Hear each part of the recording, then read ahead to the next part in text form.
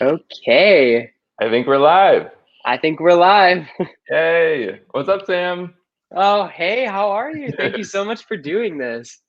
You're so welcome. I'm super jazzed. Thank you for asking me. I am so excited. And I think this is one of the first official book club things that I've done. So I'm really Yeah. stoked. And hello Well, everyone in the comments. I recognize a couple names. So hello, Craig and everyone. Thank you for joining.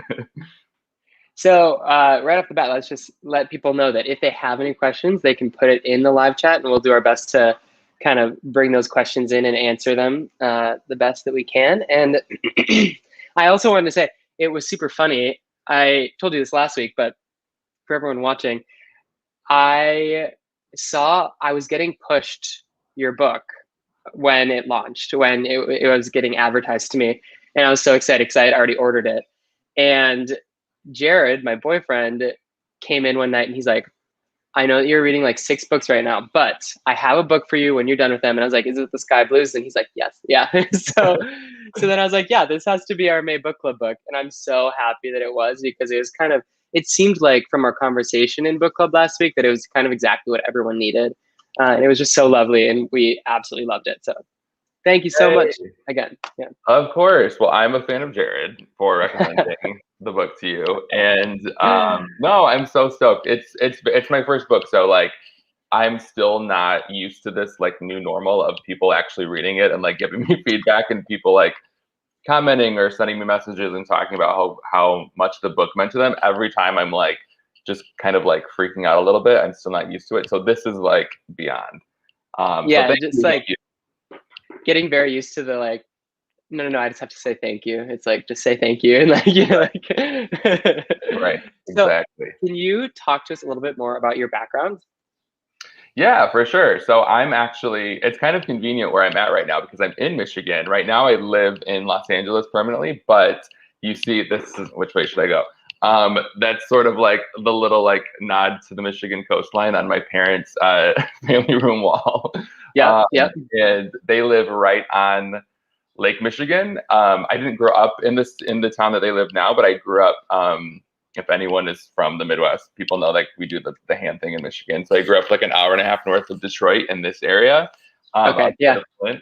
And I grew up in sort of that white working class Rust Belt sort of town, and I think that really informed how I see the world, and it really made a big impact on me. I think when I grew up and went to college and I came out when I was 18, a freshman at Michigan State.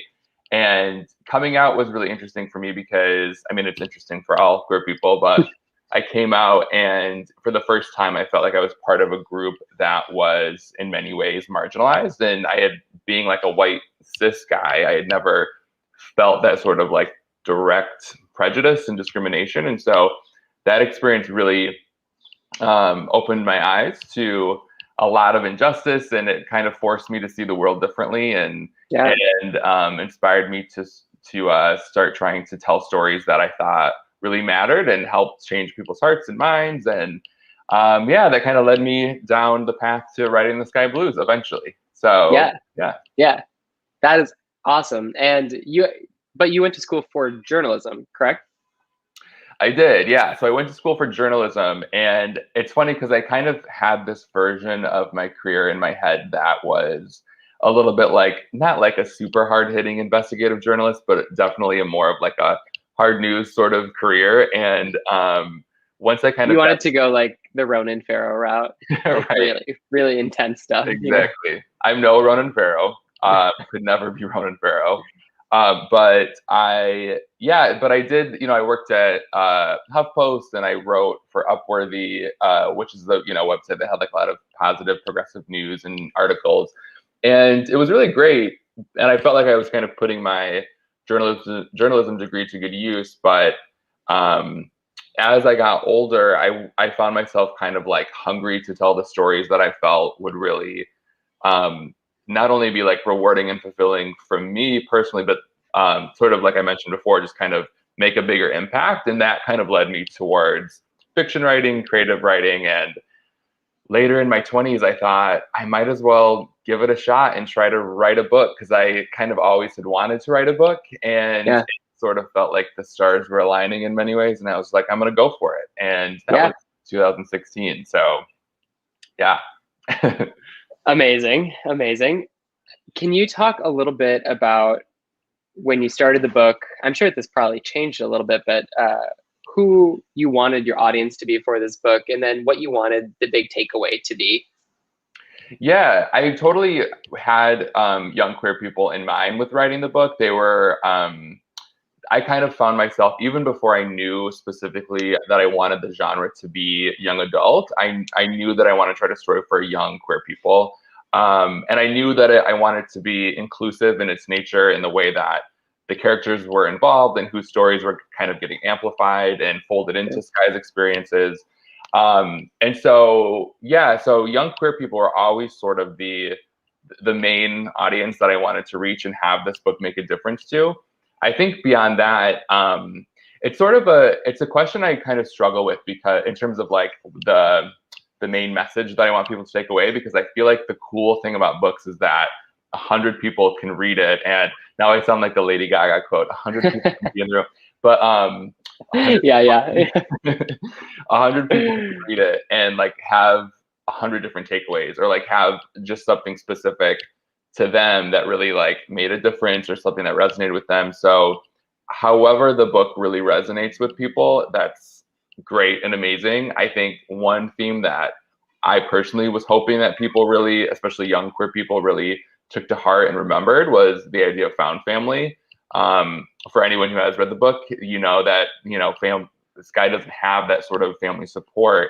And he's able to rely on friends and other adults in his life to kind of form those unbreakable, unconditional love relationships. And so that was really important for me to kind of be a part of the bones of the book as well. It's interesting because found family was definitely a big part of our conversation last week in book club. And it brought us to the question of, do you think that it's important for parents to be reading this book?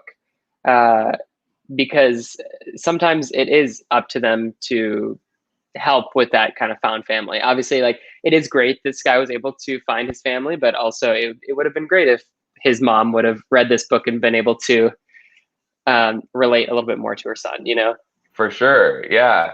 No, of course. And that's what's been really cool about this experience of having the book out there, is there's been, of course, many young LGBTQ teenagers and young people who read the book and it resonated with them, which has been awesome. But I've heard from a lot of parents as well, especially parents of young queer people who've read it and have thought that it's, relatable to their experiences, or they saw their own family or their own experiences in the book.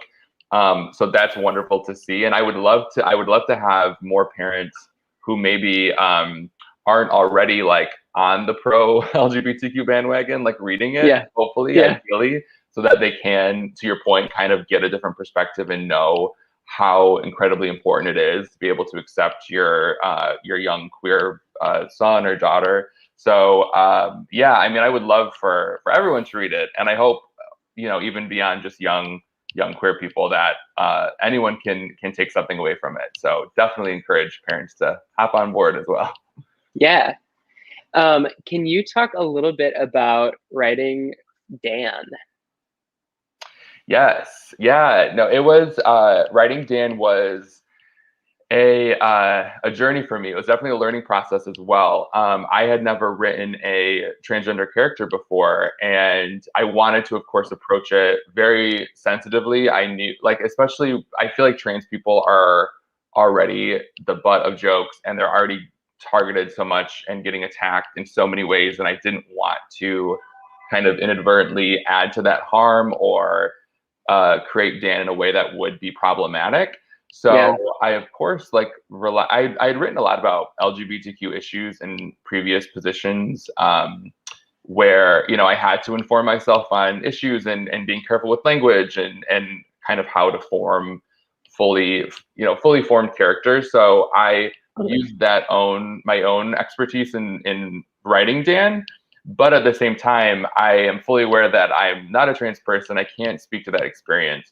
So I worked with sensitivity readers. So I had a transgender sensitivity reader read the book, give me feedback, and there were certainly things that they pointed out that really improved the representation on the page and made the story better too. I think sometimes with authors, there can kind of be like a little bit of friction at times between sensitivity readers and authors, because authors will feel like, they're just like pointing out things you're doing wrong. But Right. that totally wasn't the case with my experience. I had a few different sensitivity readers read the Sky Blues, and it was such a great experience for me to be able to learn from them and to get their feedback. And like I said, really improve the representation. So that was really important as well, to actually hear from trans people about how Dan was depicted and take that to heart in how I crafted Dan's story. So yeah. It's so amazing to hear that having sensitivity readers was just something that you wanted to do. I feel like if you were to say that to an author even 10 years ago, they would have been like, what is that? Like, Right. and I'm not interested. Like I don't want them touching my book, So that's so Yeah. awesome. That's kind of becoming commonplace, because I think it does make the book stronger. Absolutely. For sure. Yeah. And just to anyone who's sort of unsure what a sensitivity reader is, because it is a sort of a newer thing, at least in terms of like going to the mainstream.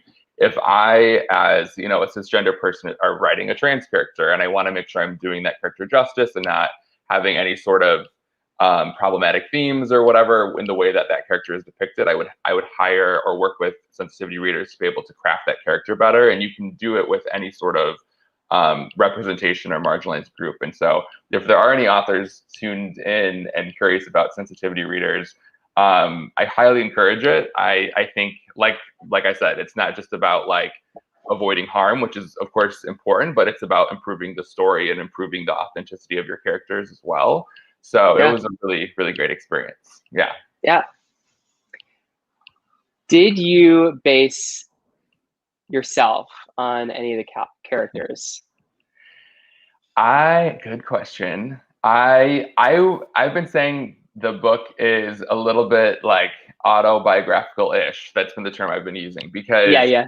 Sky is there's so many experiences with Sky that's not me, and I wouldn't pretend that, I never had some sort of like horrific experience with my promposal in high school, thank God. The family dynamics that I grew up with were very different than Sky's. It's funny because my Yeah. mom was always like, "Tell people you didn't base the mom in the Sky Blues off of me. Like that's very important." Right. I'm like, "Mom, I know. I will make sure I underscore that point." So yeah, no, the family dynamics are very different, and my experience is different than Sky's in many ways. But I definitely used my own upbringing in that corner of the world to kind of create Rockledge, Michigan, the fictional town that it's based off of. And I think I kind of see myself in all the characters in weird ways. I Yeah. pull different aspects of my personality out for several of them. And I get the question a lot, like with Miss Winter, did I base Miss Winter off a specific teacher? Because so many people have been like touched by her story and then the influence that she had on Sky, which is so great to hear. And it's sort of similar with her, where I pulled together a lot of experiences from the teachers that I've had throughout my life, and it's not necessarily like one specific teacher, but more kind of a culmination. So yeah, I think Sky was sort of a collective of a lot of different people, and not necessarily just me. But yeah, Totally. That makes sense. I definitely can relate to our moms being worried about, like, don't make them think that I was like your mom in the book, because my mom, like, I have 3 older sisters, and they're quite a bit older than me. So when they left the house, she started like really like cooking me like more meals and like doing my laundry, even though I was like doing that before. And when they left the house, she's like, I just feel like I wasn't taking care of you. Like, make sure that people know that I'm taking care of them. I'm like, oh my God. Our that's moms kind are of the cute. best. Yeah. I mean, I get that. I get the mom guilt of being like, oh, I wish I could have like, just been with you more. But yeah, we got you, moms. We got you. Yeah. Our moms did a great job. We've got great moms. Yeah. Can you talk? Okay. So, and I want to be clear.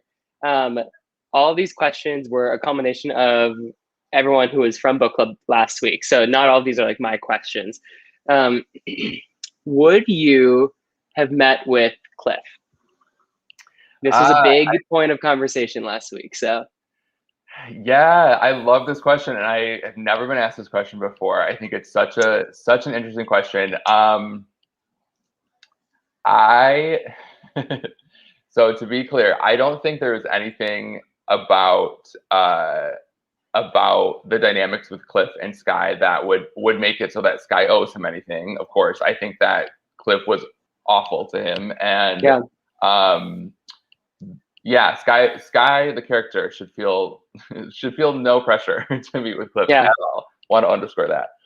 I think for me personally, and this is just me, I think I would probably eventually, when I was in the state of mind to do so in like a healthy way. When Sky is sort of faced with that decision, he's obviously kind of like grappling with it. I probably wouldn't do it at that point. If I was in Sky's shoes and I was still unsure how I felt about it, I wouldn't. But I think eventually I would. Again, not that I owe him anything, but just more for me, I think, and to be able to have the experience of forgiving someone, I think can be a powerful thing. So I think I would, especially because Cliff was making the effort to really make amends, and he knew how horrible he had been, and he knew how well, at least that was implied on the page. You didn't hear from yeah. But so yeah, I think I would, but I totally understand any reader who's so disgusted by Cliff that they're like, absolutely not. Why would you ever give that, asshole a time of day? So I totally see both sides of it. I think personally I would, but what about you? Do you have any thoughts on it?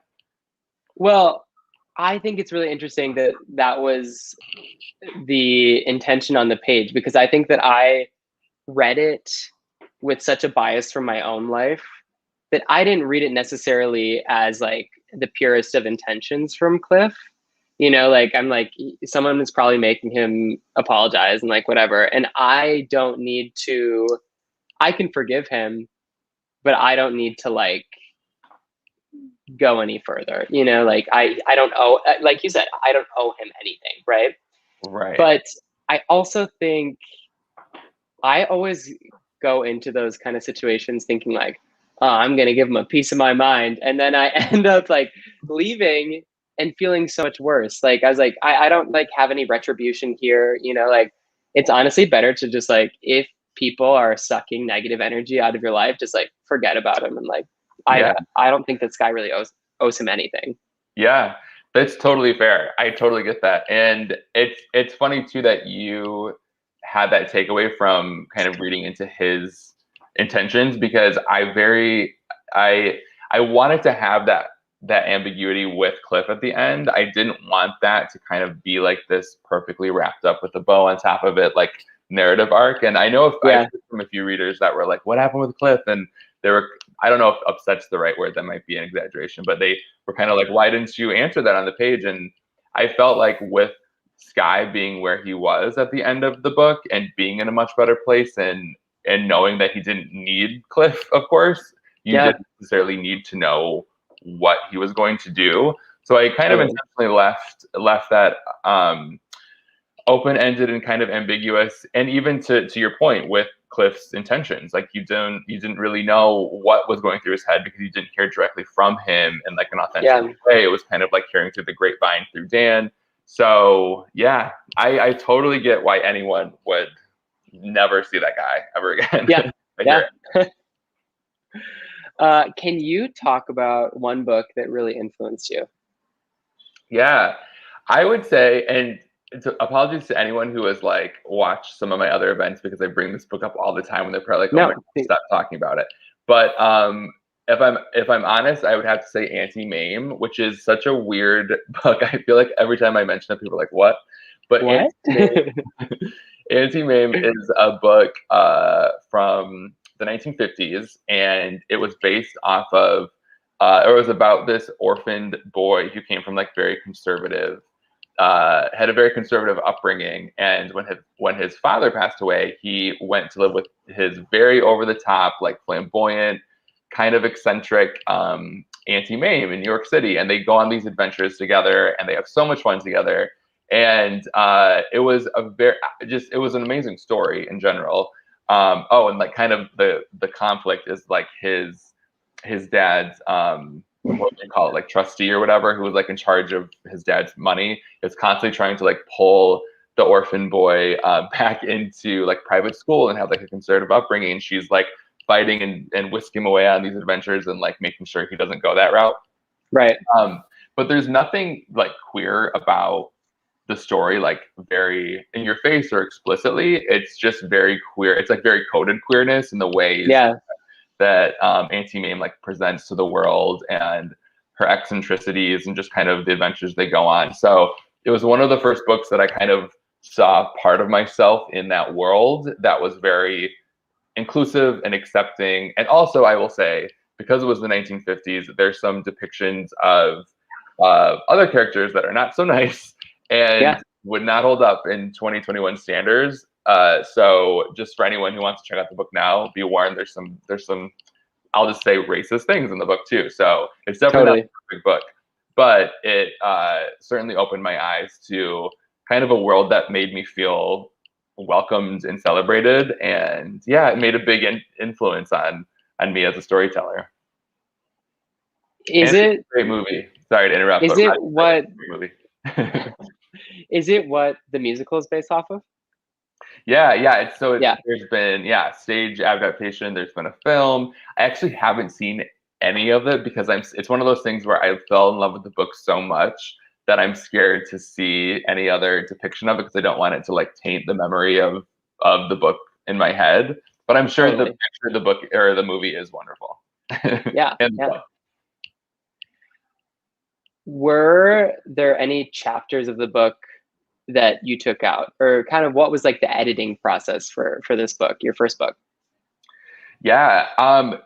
It's funny. It was sort of the reverse where I think coming from a journalism background, you're taught to always be like very intentional with every single word on the page. So I think I added probably, I can't remember exactly, but it was like 10 to 20,000 words from my first draft. Cause I remember having this feeling of like, okay, it has to be like, I was afraid of having it turn into this like super long 100,000 word, because 100,000 is pretty long for YA. I was sort of afraid of that happening. So I was very intentional with being as concise as possible. And then once I started working with my editor, she was like, no, you can, like, we need to see more of this, like this chapter needs to be added. So there was a lot where in the sections where Bree was upset about, well, I don't want to give it away. I'm assuming everyone here has read it, but maybe not. Bree, something upset Bree, and there's a chapter or two that her anger is sort of like radiating on the page, and they go to the movies together. And that was added because we needed to actually see Bree pissed off and upset, and in an earlier that wasn't the case. I had at the end of the book an outlined chapter or two that went beyond where the story actually ends, and I didn't end up writing them. Is the building on fire by your I'm just kidding.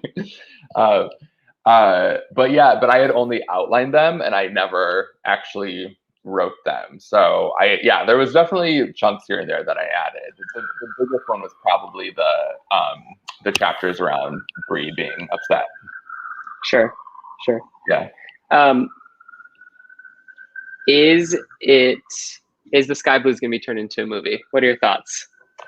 Yeah, I hope so. It is. So I signed the, I've learned so much about the movie making process and film rights in the past couple months because it was optioned, which means the film rights were sold, which is super exciting. Yeah, I'm really jazzed. So the way it works now is a media company essentially like owns the film rights for a set amount of time. And in that time, they are trying to pull together everything that goes into a movie, which is a lot of things. So the financing, the producers, directors, the cast, and once that happens, it's officially greenlit, and that's when it becomes much more of a real thing. So it's sort of in this like gray area where the film rights are bought. It could happen. Cross your fingers and toes that it will happen next year or so. It'll officially get the green light. And I've heard that there's some interest and some buzz, so I'm super excited. But it's definitely not a done deal yet. But we'll see. I hope so. That'd be amazing. I mean, it's just such a good time for it right now because with COVID kind of like, coming to a close, everyone's like really wanting to really start back up. That's awesome. Yeah. I'm really, really excited. And it's fun too, because as wonderful as Sky's story is, I've heard from a lot of people who really love the rest of the cast. Like the love for Marshall and Bree and Dan has just been so cool to see too. And so in if it's on like a streaming platform or something, you'll get to have those other characters brought to life too, which would be so cool to see. So I really hope that pans out. I'm very excited. Do you picture it more as like a movie, or do you picture it more as a TV show? So it's a really good question. I would say probably a movie. I know that's the intention is a movie right now. I think there's certainly a world in which it could expand into a series, just because there is an ensemble of characters, and so you can kind of envision where they go after college. And totally. There's some stories that could happen before the Sky Blues actually takes place, of course, that you could explore. So I could see it as a TV series, but I think the intention right now is to do a feature film. Cool. That is so amazing. That kind of leads me into my next question, which is, would you ever consider doing a prequel, particularly of Henry and Charlie's story? Yeah. And Miss Winters. Yes, I would love to do that. Similarly to hearing the alarms in the background or the sirens, if you hear a landscaper, that's like the rural Michigan version of fire truck. The sirens. Yeah. So apologies if anyone hears that. But and also to your point, Craig, in the comments, yes, I love Victor. I thought Love Victor was like an excellent way to take Love Simon and spin it into a TV series. I'm eating that up, and I think season 2 is out or going to be out soon of Love Victor. But anyway, I just saw a trailer for it. I don't know if it's out yet. Coming out soon. I think it's coming out soon. Your question, yes, the prequel. I would love to. I had so much fun writing those characters and kind of envisioning what their lives were like, even though you didn't see too much of it on the page. In my head, there's a lot of backstory, kind of building out those characters, building out those relationships, and kind of so in the very end of the book, there's a lot of question marks, kind of a little mini teasers about Winter's relationship with them and how their friendships kind of evolved. And so I could totally see exploring the prequel version of the Sky Blues for sure. Totally. That'd be so fun. Okay, I just have a couple more questions for you. Was there any negative LGBTQIA backlash for this? Any negative? That's a good question. There was certainly bad reviews. Like I think any sort of artwork or book or movie, you're going to get negative reviews. So I've heard some criticisms just in the book in general. I haven't, but also I'm not someone to read reviews. I've had so many friends be like, don't go on Amazon. Like, don't go on good. Even if you think you have a bunch of stars, like, don't get into the habit of reading the reviews. So I'm like, okay. So even if I know that they're good, I've tried to just like scroll past reviews because I don't want to allow myself to let my emotions be based off of how other people see it. Although I do appreciate when you get a good review, it's wonderful, but like I don't know, it's sort of a fine line. So I've certainly had criticism of the book, and that's fine. Not everyone has to like the book. Right. But I'm trying to think if anything was specific to like LGBTQ representation. I don't think so. That's of course not to say that that's not the case. I'm sure I'm sure there is. I just haven't like Right. actually stumbled upon it myself. Yeah. It's just funny because kind of earlier what you were saying about the people who you wish would be reading it are the people who like aren't in that filter bubble, of like it being served to them and that kind of thing. And I Right. wish it was. I almost wish that there were some people at like my church in Wisconsin who are like, don't read this book. You know what I mean? Like, Right. just so Yeah. that it was like, yeah, then I'm reading it. Yeah. you know? Yeah.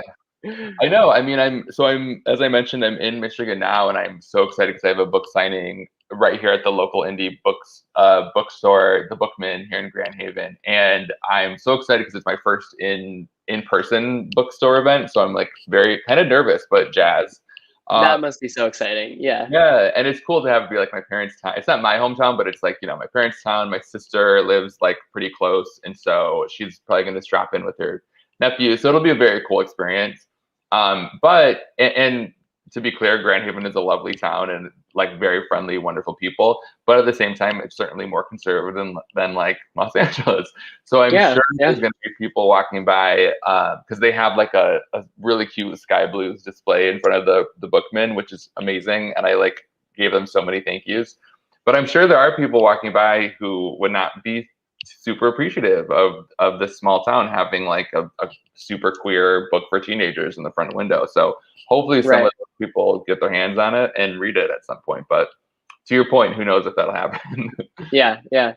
There was someone who was a high school teacher in book club last week, and they were talking about how their librarian is definitely like one of those librarians that like really fights the good fight of making sure that like they have so many copies of Sky Blues in the library of just, like what are the books these kids need to be reading?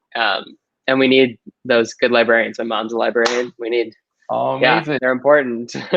Yeah. Oh my gosh, that's so cool to hear. And if that librarian or teacher is listening, thank you so much. That's awesome. Yeah. But it's crazy that like, even in 2021, I think there's this idea that we've made so much progress with LGBTQ rights and visibility and representation. And we certainly have made big strides forward, but just in my parents' town, there recently, I think it was last school year, there was controversy around LGBTQ themed books in the public high school, kind of being separated into like a mature or adult section, and you would need parental approval just to check them out. And to be clear, it wasn't like X-rated material; it was just books No. that had to have queer people or happened to have queer people in them. And so, Right. like those sorts of like debates and issues are still happening across the country. So I think, yeah, it's super important to have those awesome librarians and teachers and people kind of fighting the good fight, as you said, and sticking up for queer people.